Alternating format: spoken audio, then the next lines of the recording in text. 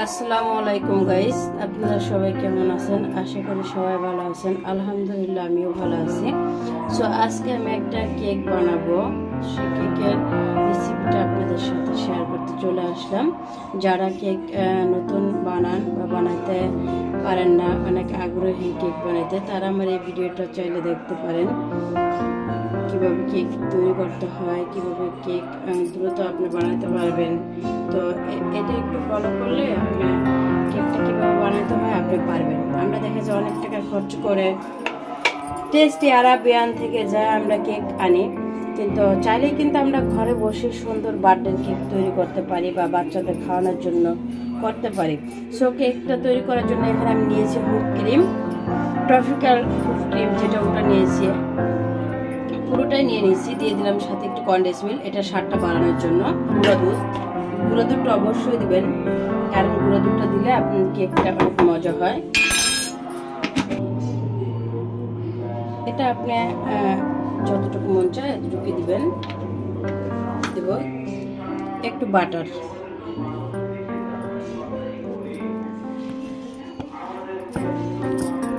বাটারটা দিলে এখন আমি এটাকে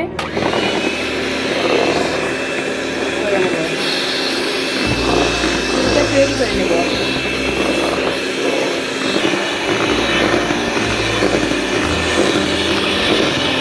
দেখতেছেন আমার ক্রিমটা প্রায় হয়ে আসছে। তো আমি তো একটা হুইপ ক্রিম নিচ্ছি, এই জন্য আমার অনেকটা সময় লাগবে এটা করতে। আর আমার মেশিনটা অতটা ভালো না।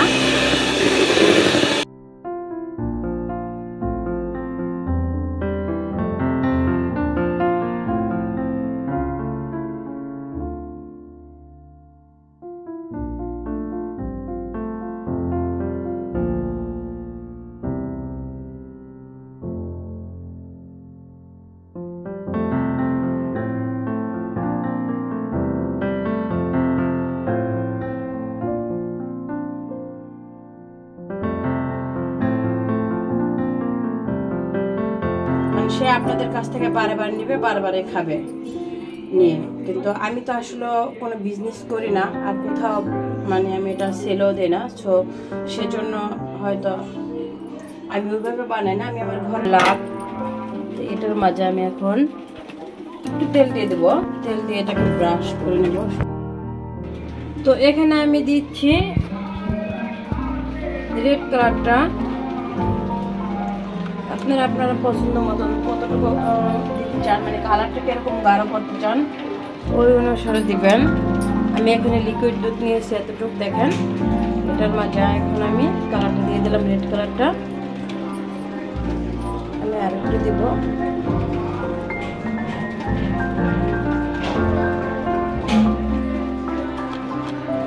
ব্যাস,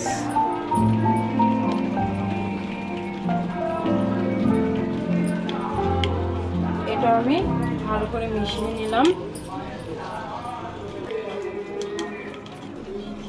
এটাকে ভালো মতো মিশিয়ে নিব দুধের সাথে।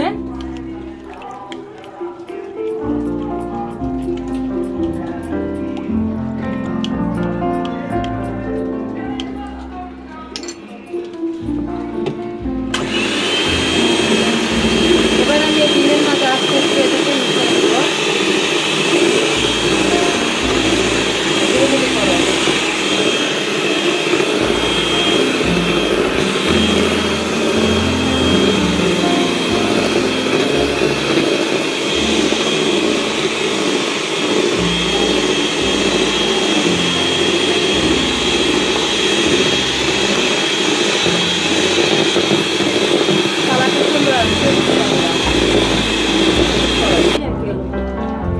একটু করে দিয়ে দেব, আর এটাকে আস্তে আস্তে করে মিশিয়ে নেব। দেখেন কিভাবে মিশাতে হয়।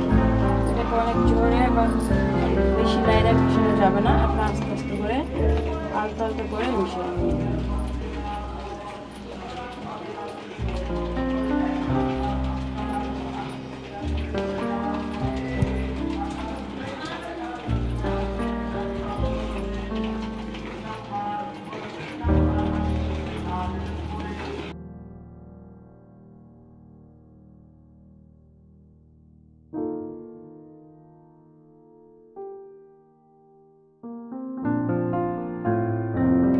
কেকের ব্যাটারটা তৈরি হয়ে গেছে। এবার আমি মোল্ডে ঢেলে দেব।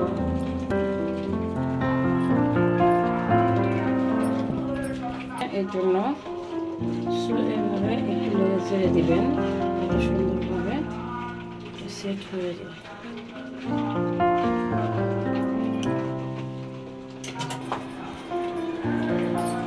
কেকটা আমি বসাই দিলাম একটা প্যানের মাঝে, একটা স্টোন দিছি নিচে, তারপরে কেকটা বসাই দিলাম। তো এটাকে এখন ঢেকে দেবো 30 মিনিটের জন্য।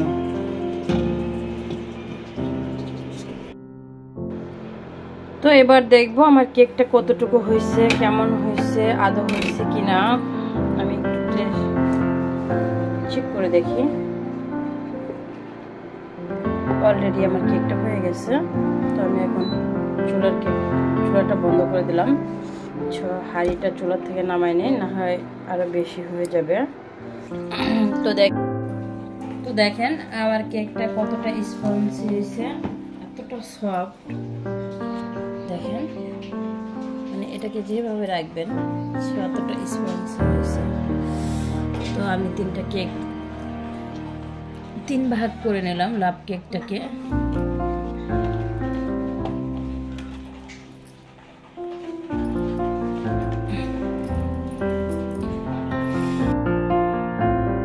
এবার আমি কেকটা উঠানো যায় না, ভেঙে যায়। 2টা করলে হয়তো ভালো হতো, আমি 3টা করে ফেলছি কেকটা। এবার দিয়ে দেবো আমি একটু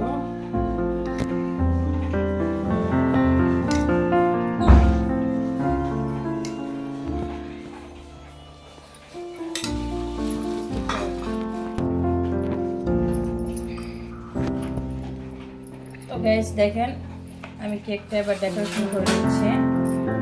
তো আমার ক্রিমটা অনেক হার্ড হয়ে গেছে ফ্রিজে রাখার কারণে।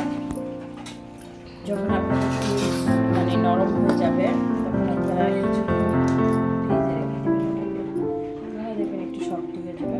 তারপর আপনি ভালো মতো ওটাকে দিয়ে ডেকোরেশন করতে পারবেন। সবসময় এই টিপসগুলো যদি ফলো করে কেক বানান তাহলে দেখবেন আপনার কেক কখনো খারাপ হবে না।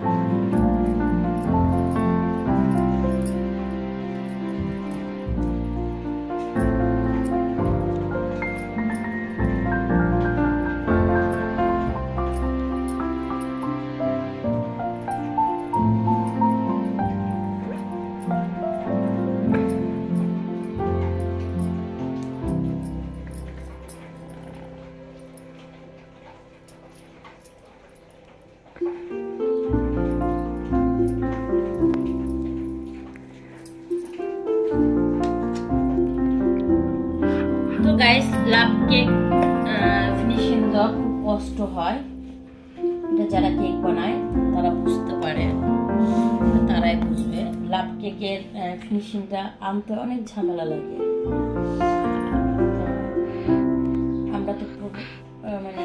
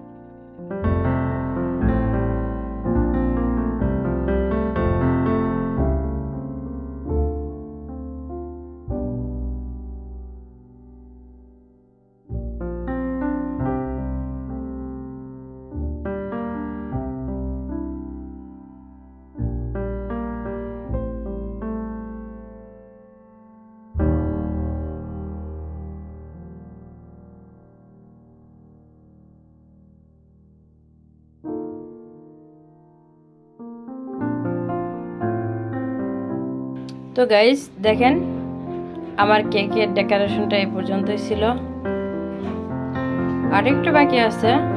কেমন হয়েছে সবাই কমেন্টে জানাবেন। এটা আসলে একজনের বার্থডে কেক আমি বানাইলাম। আমি কখনো কাউকে মানে কেক নিজের জন্য বানাই, বাসায় বানাই, বাচ্চাদের জন্য বানাই, কাউকে কখনো দেওয়া হয় না এভাবে। সে একজন বললো তার বার্থডেতে দেওয়ার জন্য, বিশেষভাবে অনুরোধ করা হলো, তো বানালাম। দেখেন কেমন হয়েছে। যদি ভালো লাগে কমেন্টে জানাবেন, কোনো মতামত থাকলে বলতে পারেন কমেন্টে। আর যদি বেশি ভালো লাগে একটা লাইক দিবেন, একটা ফলো দিবেন। আর যারা আমার ইউটিউব চ্যানেলের ফ্রেন্ডস তারা আমাকে সাবস্ক্রাইব করবেন, লাইক দিবেন। আর যদি কিছু বলার থাকে কমেন্টে বলবেন। আমি প্রথমেই বলছি আমি কোনো প্রফেশনাল কেক বানাই না, আমি ঘরোয়াভাবে আমি আমার বাচ্চাদের জন্য বানাই। অনেক ভুল ত্রুটি হতে পারে, ক্ষমার চোখে দেখবেন, কারণ আমি নিজের জন্য বানাই, ঠিক আছে। আর আমি কোথাও থেকে কেক মানে এটার উপরে যে শিখছি, ক্লাস করছি, কোচিং করছি, এরকম কিছু না, নিজে নিজে বানাই, নিজে নিজে শিখছি। যদি কোনো ভুল হয় ওটা আমাকে ক্ষমার চোখে দেখবেন। আর যদি কোনো মতামত থাকে কমেন্টে জানাবেন। কেমন হয়েছে ভালো লাগলে একটা ফলো দিবেন। আবারও বলছি বেশি ভালো লাগলে একটা সাবস্ক্রাইব করবেন।